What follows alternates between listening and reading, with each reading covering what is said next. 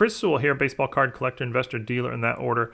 Welcome everyone. Got 3 short stories from the files of adventures in card dealing to share with you here today. I remember these all very well, even though they happened over 5 years ago. They've just stuck with me for various reasons. Figured they were too short to have their own video, but combined 3 of them into one here. So when you meet a lot of people in the hobby, such as I do, who are looking to sell their collections in all sorts of shapes and sizes, every once in a long while you run into someone who just doesn't trust anything you say. They just assume you're a dealer out to scam them, and probably they have a good reason. Maybe they've been scammed in the past, or they've run into a few people recently who tried to scam them, and they just sort of have this view that all dealers are out there to scam them. This particular story, I met somebody at a hotel, in a hotel lobby, and we were going to I was looking to buy his collection. He had some really, really nice stuff, and it was all vintage stuff. Actually, all pre-war stuff, and some of it was graded. He had 25 cards in total. About half of them were graded or so by PSA. He had a T206 Cy Young that was graded. He had a T206 Christy Mathewson. A lot of just really, really nice stuff. He also had a 1933 Goudey Babe Ruth that was ungraded, but the Ruth was clearly a fake. It was a no-brainer fake. And in addition, he had some other raw cards, but the Ruth was the only card in the collection that was fake.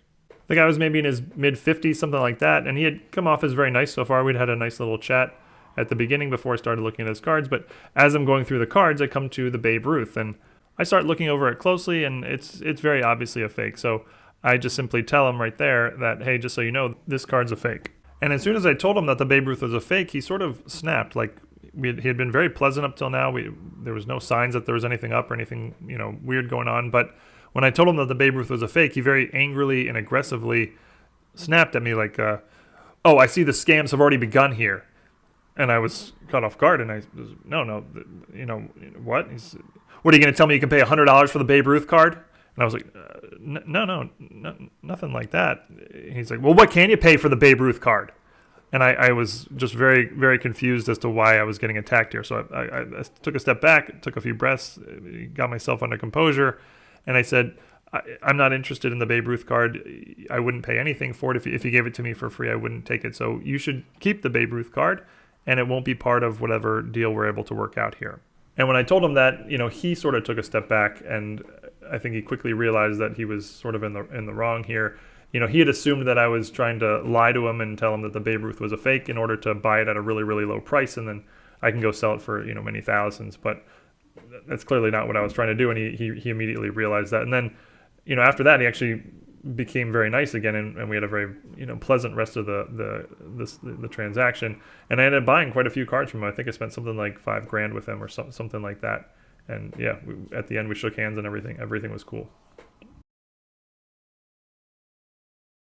So from 2010 or so to 2018, I lived in LA, and I'd built up, a nice network of people that I did deals with. And there was one guy who I probably did 10 deals with over that time, and we were very comfortable with each other. It was always me buying from him. We always met at a parking lot in a mall, and he always had like a bulky collection. He was a very he had like a hippie vibe. He was very chill, laid back, had like long hair and wore sandals, and just a very chill, go with the flow type of vibe. And this time we met at the mall, same mall we always met at, and we backed our cars up against an embankment in the sort of the far end of the parking lot, and the embankment led down to a very, very busy street, LA street. And so our cars were maybe 20 feet from the very, very busy street, with just a small grass embankment in between them. We popped open our trunks, as that's how we always did the deal. He would bring a trunk worth full of cards or so. I would go through them, and then we would agree on a price, and I'd give him the cash, and then we would just move the cards from his trunk over to my trunk. We had done this a bunch of times now. So I start going through the cards in the trunk, and he knows this is going to take me 15, 20 minutes or whatever. We've done this a few times now again. And he says, hey, while you're going through the cards, I'm going to go smoke a joint. And I was like, oh, okay, go for it. And he's like, you want one? And I was like, no, no thanks. He's like, all right. And I thought he was going to walk away, but instead he goes and he lies down on the embankment on the grass, 10 feet from the cars and 10 feet from the street. And he doesn't roll it. He doesn't pull out a joint. He pulls out like a bag of marijuana, like a big bag. And this was many years ago, certainly before it was legal on the street. I don't even know the laws today, but he had a big bag of it, and he just starts rolling up a joint. And I take a step back, and I'm like looking at this scene, There's two cars with their trunks open right next to each other. One person has a bunch of cash on them. That's me. I brought a bunch of cash to this card deal. And there's another person with a bunch of drugs. He's got a big bag of marijuana. I'm like, this absolutely looks like a drug deal. We would have to be some of the dumbest drug dealers ever to be doing this in broad daylight, 20 feet from a very, very crowded street. But I'm sure anyone driving past, if they just took a quick glance at us, that's what they would assume is going on here. So I say to him, hey, I don't think we should be set up this way. Like if a police officer were to drive by and just take a look at this scene, they're going to assume we're doing a drug deal and they're going to come investigate. And he sort of like, pauses and he looks around and he's like, yeah, you're right. And so he puts out his joint and he comes back up. We actually move our cars to a different part of the parking lot. I start looking through the cards again. I actually ask him, hey, maybe don't smoke a joint while we're doing this. Just to be safe here. And he's like, yeah, no problem. And the rest of the deal went down normal, went fine, and I actually did more deals with him in the future, but never another one that had the appearance of a drug deal. So the third story I've actually told on the channel before, but I'll tell it again here with a little more detail. And it's a great one for any PSA haters out there. But I bought a collection, this was a long time ago, maybe 2015, somewhere in there, and I don't remember the details of the buy, but included in the collection was a 1955 Topps Sandy Koufax rookie, and I was really excited about this card. The photo here is the exact card. I collect, and I've always collected Hall of Fame rookies in as high grade as I can get.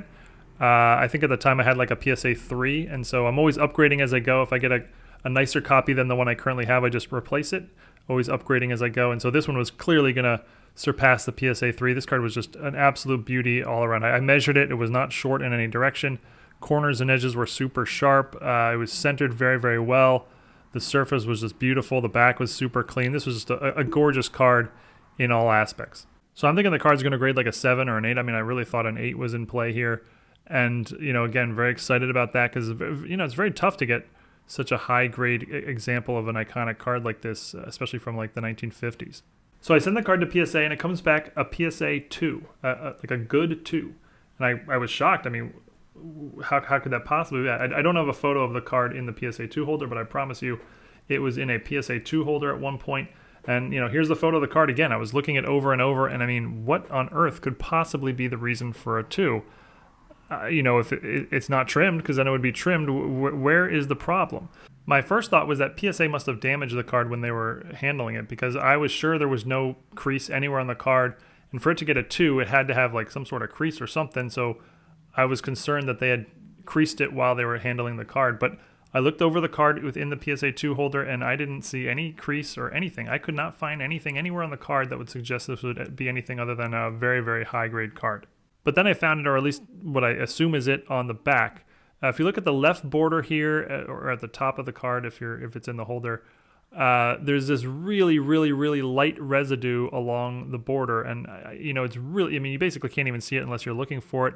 You can probably barely pick it up in the photo here, and I guess I just have to assume that PSA considered this like tape residue or something like that, and because of that dropped the card's grade down to a 2.